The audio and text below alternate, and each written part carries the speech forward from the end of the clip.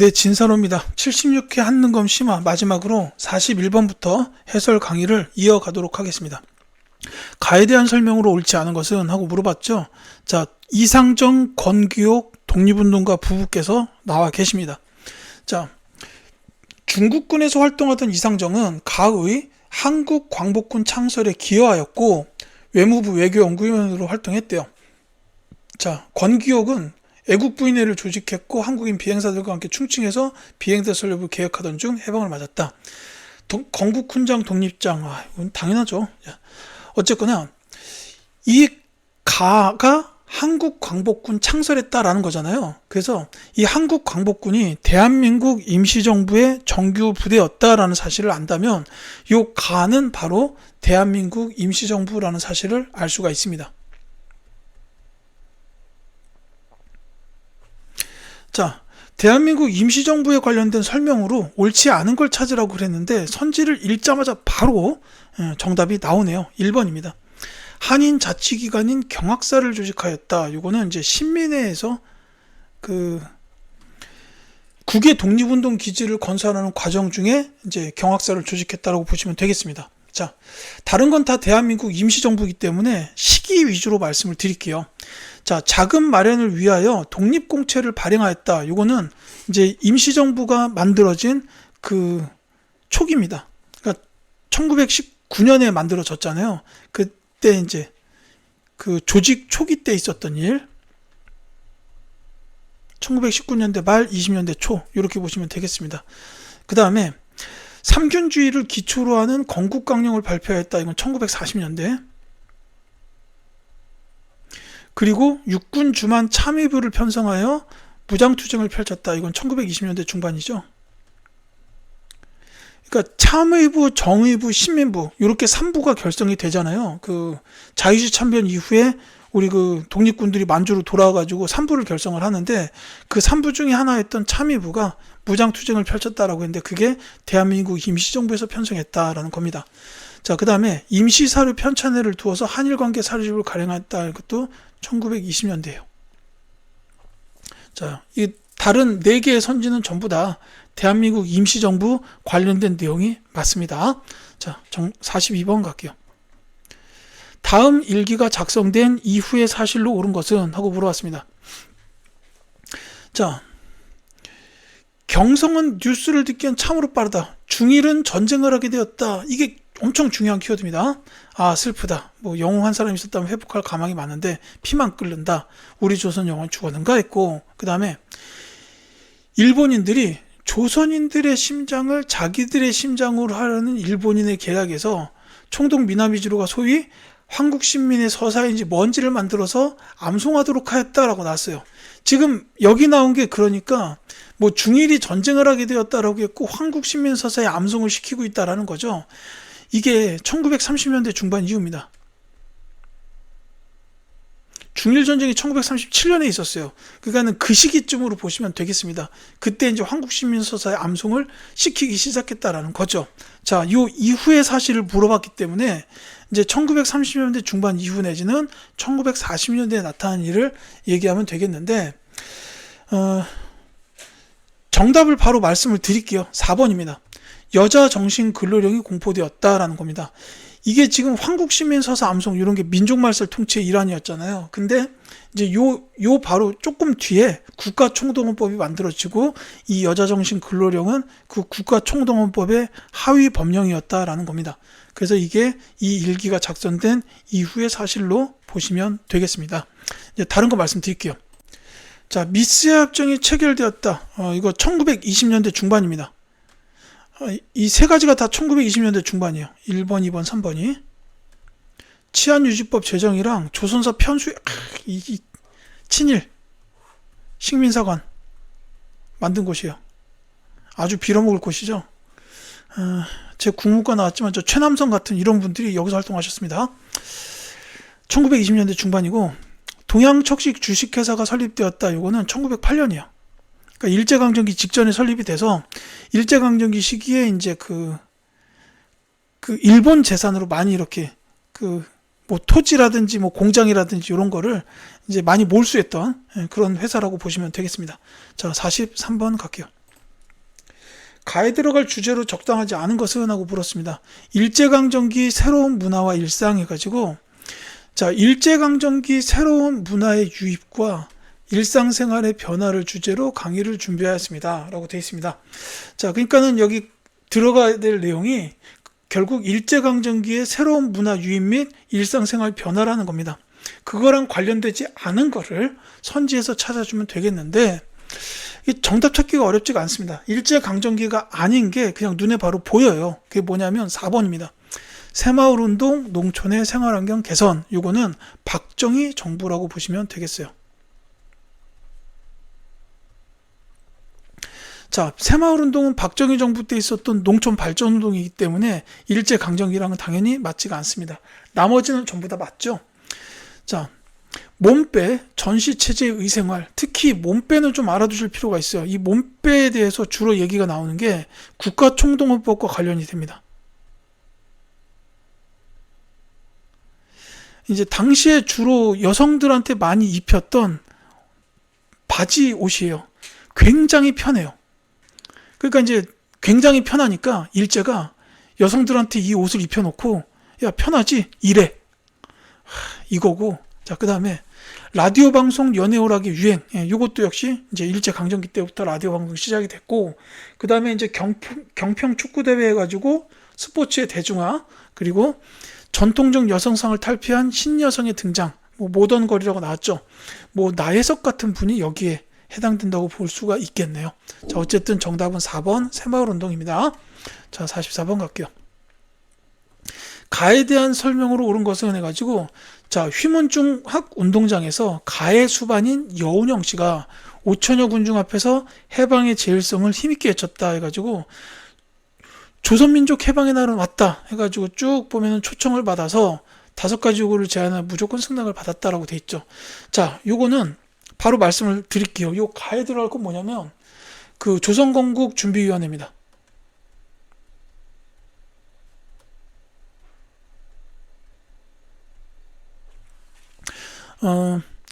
어제 15일 아침 8시, 이게 8월 15일이에요. 그러니까 1945년 8월 15일, 즉 우리가 일제로부터 광복했던 그 당일입니다. 그러니까 이제 조선총독부에서는 이제 이때가 미칠 때죠. 왜냐하면 이제 일제가 이때 그 항복했잖아요. 그래서 이제 조선을 갖다가 그 식민 통치에서 이제 빼야 되는데, 이게 일제로부터 광복했다라는 사실을 아는 순간 이제 한국 사람들이 어떻게 나올지 당연히 조선 총독부 쳐들어갈 거 아닙니까? 그래서 이제 이때 총독부에서 먼저 여운형 선생님한테 접촉을 한 거예요. 그래가지고 승낙을 받았다 해서 정치경제범 해방, 그 다음에 학생훈련과 청년조직 간섭하지 마라, 이렇게 하면서 대신에 조선 총독부에 있던 그 일본인들의 안전을 이제 어느 정도 보장해주는 이런 일이 있었던 건데, 자, 이게 조선건국준비위원회라는 사실을 알았다면 이제 이분들이 이제 그 치안이나 행정을 담당했다. 그러니까 조선 총독부가 이제 기능을 잃어버리잖아요. 그러면은 이제 나라가 굴러가야 되니까 그거를 이제 여운형 스님이 조직한 건준에서 담당하도록 이렇게 이제 바로 이양을 하는 거예요. 근데 이제 요게 조선인민공화국 선포로 이어져요. 그러니까 이건 조선민주주의 인민공화국 아니에요. 지금 북한 말하는 거 아닙니다. 이때 이제 이 조선건국위원회가 조선인민공화국을 선포하면서 이 준비위원회는 바로 이제 해산이 되는 거죠. 이제 이렇게 흐름으로 이어지지만 나중에 미국 군정 이들이 들어오면서 한국 사람들이 세운 어떠한 조직도 인정하지 않고 그냥 여기에 정부는 미국 군정뿐이다. 이렇게 해버립니다. 왜냐하면 이 미국 입장에서는 점령하려고 들어온 거기 때문에 그런 거예요. 자, 어쨌거나 정답은 5번입니다. 조선인민공화국 수립이 선포된 후 해산하였다라는 거죠. 이게 조선건국준비위원회에 대한 설명입니다. 조금 어려운 게 나오긴 했는데 이제 여운형 선생님의 이름을 통해서 이제 이 사실을 알아내 줬으면 좋겠습니다. 자, 그 다음에 신항공사를 설립하였다. 이거는 이제 미국 군정에서 한 일이요. 그러니까 이것보단 당연히 뒤죠. 그 다음에 좌우합작 7원칙을 제시하였다. 이거는 좌우합작위원회. 1차 미소공동위원회가 결렬되고 이승만이 정읍에서 발언을 합니다. 그 북쪽에 있는 소련을 내쫓고 남한만이라도 단독 정부를 수립해야 된다. 뭐 이런 취지의 발언을 해요. 그러니까 당시 다른 지도자들이 안 돼. 그런 일은 있어서는 안 된다. 해가지고 좌우합작 운동을 벌였습니다. 이 여운형 선생님하고 김규식 선생님이 벌였는데 실패하게 되죠. 자, 그 다음에 한인국방경위대를 창설하였다. 자, 이 한인국방경위대는 그 1940년대 초 미국에서 창설이 됐어요. 샌프란시스코였는지 캘리포니아는 맞는데 그게 샌프란시스코인지 그거를 제가 죄송해요. 갑자기 기억이 안 납니다. 어쨌거나 이 한인국방경위대는 1940년대 초에 미국에서 창설됐다.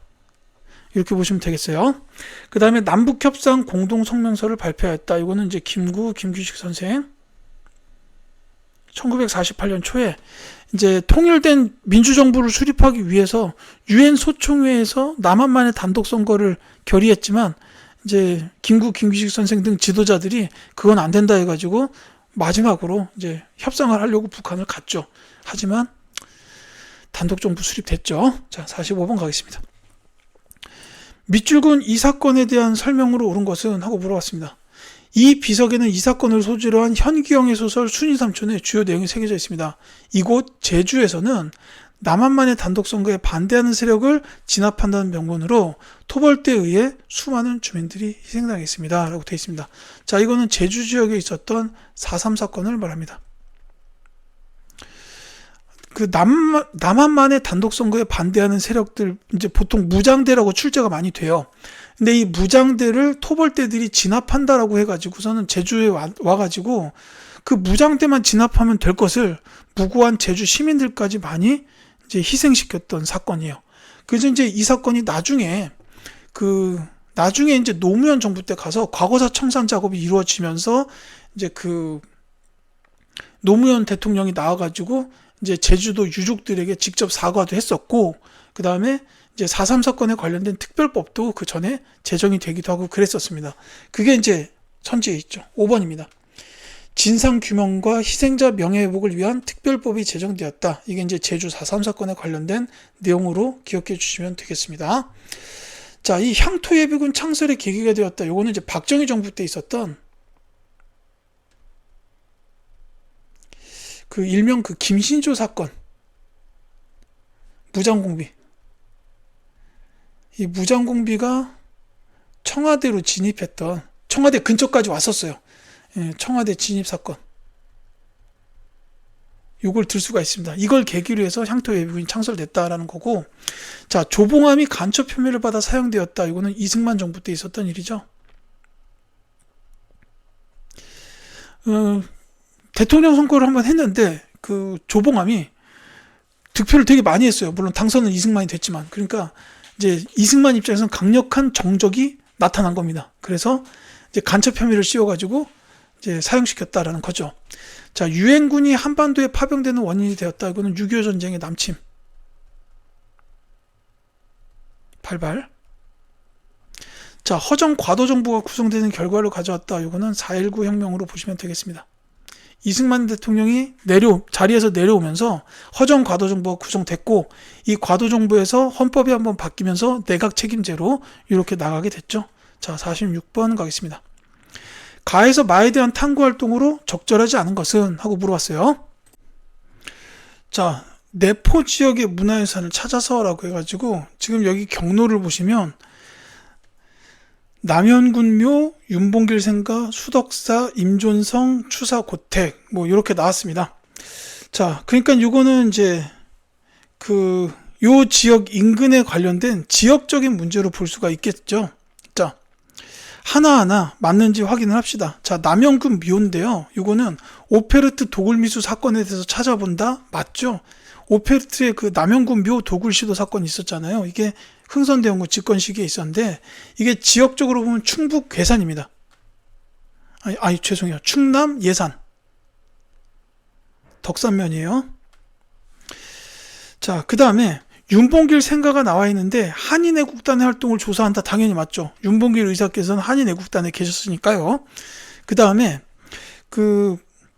이제 다에 보면 수덕사 대웅전인데 고려시대 건축물의 공포 양식을 알아본다라고 되어 있습니다.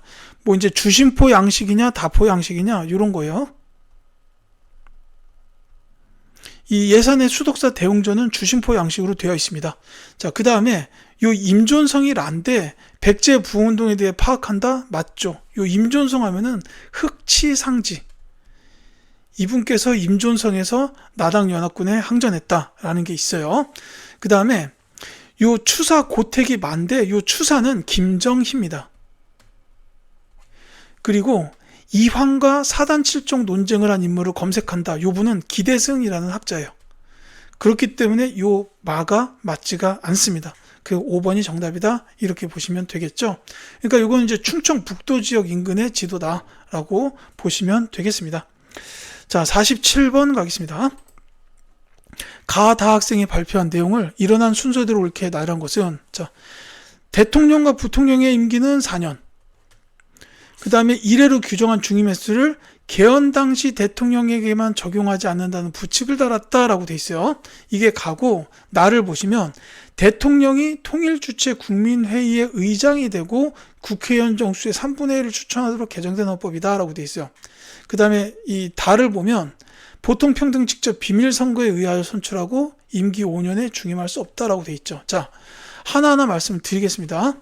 개헌 당시 대통령에게만 적용하지 않는 부칙, 이게 뭐냐면 사서입개헌에서 나왔어요. 이승만 정부입니다. 이제 그 전에 6.25 전쟁 때 발췌개헌을 한번 했었죠. 직선제를 통해서 대통령을 선출한다가 발췌개헌이었고, 이후에 2번을 했는데 또 하고 싶으니까 사서입개헌을 통해서 이제 개헌 당시 대통령에게만 중임의 수를 정의하지 않는다라고 다소 좀 졸렬해 보인다라고 해야 되나? 그런 게 좀 있었죠. 이게 이제 이승만 정부 때고, 이 나에 있는 요거는 통일주체 국민회의 의장 되고 국회의원 3분의 1을 추천한다. 이거는 유신헌법이죠. 그 다음에 다에 나오는 요거는 보통평등 직접 비밀선거를 했고 임기 5년에 중임을 할 수가 없다니까 5년 단임. 이게 이제 그 1987년에 있었던 6월 민주항쟁, 요거를 결과로 해가지고 만들어진 게 5년 단임 직선제 개헌이었어요. 이게 이제 9차 개헌인데, 이 9차 개헌 결과가 현재까지 이어지고 있고, 현재 우리 이재명 대통령께서도 5년 단임 직선제의 대상이 됐다라고 보시면 되겠습니다. 그래서 순서상으로 이 유신헌법은 박정희 정부죠. 그렇기 때문에 이승만 정부의 가가 먼저고 그 다음에 박정희 정부, 그리고 지금까지 이어져 오는 거다. 가나 다 1번이 정답이라고 보시면 되겠습니다. 자, 48번 갈게요. 밑줄 그은 정부 시기에 볼 수 있는 모습으로 가장 적절한 것은? 하고 물었습니다. 자, 이것은 서울의 최초로 설정된 개발 제한 구역을 표시한 지도요. 요거 뭐 시험과 관련은 없지만 요거 보통 그린벨트라고 부르죠. 자, 경부 고속국도를 준공하는 등 경제발전에 힘쓰던 당시 정부는 도시의 무질서한 확산을 방지하고 자연환경을 보존하기 위하여 개발지원구역을 설정하였다라고 되어 있습니다. 이 정부 바로 박정희 정부입니다. 경부 고속국도의 건설, 이걸 통해서 알 수가 있죠. 박정희 정부 시기에 볼 수 있는 모습을 찾으라는 문제가 되겠습니다. 자, 이게 선지가 약간 어려울 수 있어요. 왜냐하면 한능검에서 자주 등장하지 않는 내용이 정답 선지로 나왔기 때문인데, 정답을 먼저 말씀드리자면 1번입니다. 서울 지하철 1호선 개통식을 취재하는 기자예요. 이게 서울 지하철 1호선이 만들어질 때 현재도 1호선이잖아요. 이때 이제 서울역부터 청량리까지 지하철이 만들어졌었습니다. 이게 1974년에 있었어요. 근데 연도까지 외우실 필요는 없고, 이때가 유신시대입니다. 유신체제. 이게 조금 어려운 게 나오긴 했어요. 다만 다른 게 박정희 정부 시대가 아니다라는 걸 가지고 답을 찾는 거는 충분히 가능합니다. 자, 반민족행위 처벌법을 통과시키는 국회의원, 이 국회의원은 재헌국회의원이에요. 반민족행위 처벌법은 재헌국회에서 제정했기 때문에 이 재헌국회의원입니다. 이승만 정부라고 보시면 되겠어요. 자, 한중 자유무역 협정에 서명하는 장관. 중국과의 자유무역 협정은 박정희 대통령의 따님이죠. 박근혜의 정부입니다. 요 FTA 관련해서는 세 나라가 주로 나와요. 칠레하고는 김대중 정부, 미국과의 FTA는 노무현 정부, 그 다음에 중국과의 FTA는 박근혜 정부다라는 거 이렇게 나옵니다. 금융실명제 실시로 신분증을 요구하는 은행 직원. 자, 요거는 김영삼 정부죠. 뭐 대표적인 경제 관련 키워드죠. 외환위기 극복을 위한 금모으기 운동에 동참하는 시민 김대중 정부입니다. 저 외환위기는 김영삼 정부 말기에 왔었고 바로 이제 정권이 바뀌죠. 그러면서 김대중 정부에서 외환위기 극복을 위해서 노력을 했었다.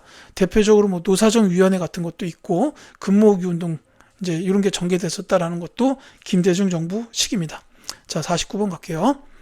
다음 뉴스가 보도된 정부 시기에 통일 노력으로 오른 것은 해가지고 하계올림픽을 성공적으로 마친 대통령은 오늘 한국 국가원수로서 처음으로 헝가리를 방문하였습니다. 헝가리는 우리 정부의 북방 정책에 대한 지지와 협력 의사를 함께 표명하였습니다. 이것은 정부가 발표한 7.7 선언의 성과로 평가되고 있습니다. 라고 나왔어요. 자, 헝가리를 방문했다. 하계올림픽도 나왔네요. 이거 서울올림픽입니다. 그러니까 서울올림픽이나 헝가리 방문, 북방정책, 그리고 7.7 선언 같은 걸 통해서 이 정부를 알 수가 있습니다. 바로 노태우 정부입니다. 여기서 말하는 북방정책이라는 게 그러니까 북방 외교입니다. 중국이나 소련, 그리고 이제 동유럽 지역에 있던 공산 사회주의 국가들과 수교를 맺었다라는 게 이 북방 외교예요. 여기서 이제 대단한 성과가 있었습니다.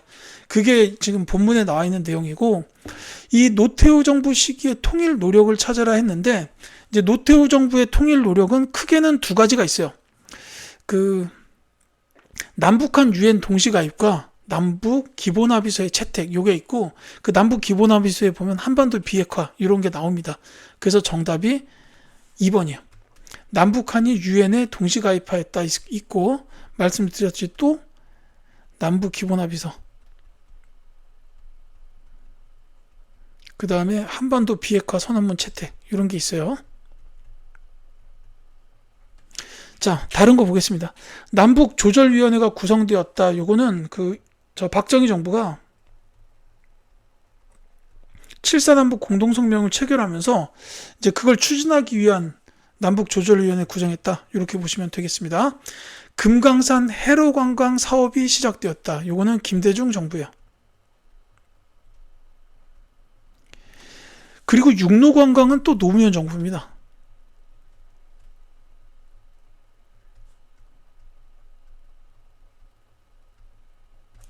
자, 그 다음에 개성에 남북경제협력 협의사무소가 설치되었다. 요거는 개성공단 내부에 설치됐어요. 이게 이제 개성공단에 있었습니다. 그러니까 개성공단 완공 이후에요. 노무현 정부입니다. 최초로 남북 이산가족 고향방문단 교환이 이루어졌다. 요거는 전두환 정부. 이렇게 보시면 되겠죠. 자, 50번 가겠습니다. 가에서 마에 대한 설명으로 옳지 않은 것은 해가지고, 자, 우리나라의 연호래요. 연호에 관련된 통사적 문제로 보입니다. 군주가 치세 연차에 붙이는 칭호인데 중국에서 시작됐고 우리나라, 일본, 베트남 등에서 썼다. 연호는 원칙적으로 황제만 사용 가능하고 제후왕은 독자적 연호를 쓸 수 없었다라는 건데, 자, 우리나라에서 최초로 확인되는 연호는 고구려 가의 영락이다라고 나왔어요. 자, 영락이라는 연호가 쓰였던 가, 바로 말씀드릴게요. 광개토 대왕입니다. 그 다음에 신라도 나 왕이 건원이라는 연호를 썼다라고 됐죠. 이 건원은 법풍왕이에요.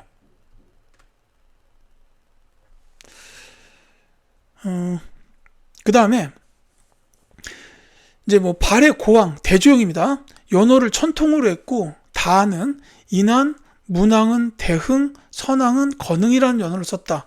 우리가 보통 발해 연호에 대해서 인한, 대흥, 건흥 이렇게 이제 기억을 하시는데, 이 발해에서 대조영 말고 기억해야 되는 왕도 세 분이 있어요. 무왕, 문왕, 선왕입니다. 그래서 이 무왕이 인한, 문왕이 대흥, 선왕이 건흥이에요. 이 단은 그러니까 발해의 무왕입니다. 그 다음에 고려 태조는 천수를 사용했고, 라는 광덕 준풍을 연호로 삼았다. 광종이죠. 그 다음에 조선은 고종대 개국기년을 사용하다가 건양, 광무로 연호를 정하였다. 이 건양은 을미기역 때 나온 연호고, 광무는 이제 대한제국 수립 이후에 나온 연호죠. 광무기역 그거. 그 다음에 마는 융이라는 연호를 처음 사용하였다라고 되어 있습니다. 이 융이는 순종이 사용한 연호예요. 자, 그러니까 다 왕으로 보자면 가는 광개토대왕, 나는 법흥왕, 다는 발해 무왕, 라는 광종, 마는 순종 되겠습니다. 자, 각각이 맞는지 확인합시다. 자, 군대를 보내어 신라에 침입한 외를 격퇴하였다. 광개토대왕 맞죠? 자, 그 다음에 법흥왕, 금관가야를 복속하여 영토를 확대하였다. 역시 맞습니다.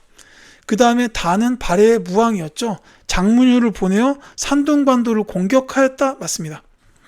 그 다음에 라는 광종이었어요. 노비한건법을 시행했다. 광종 맞죠. 자, 마는 순종이었습니다. 전제군 주제를 명문화한 대한국 국제를 반포하였다. 요거는 대한제국이 수립되던 시기.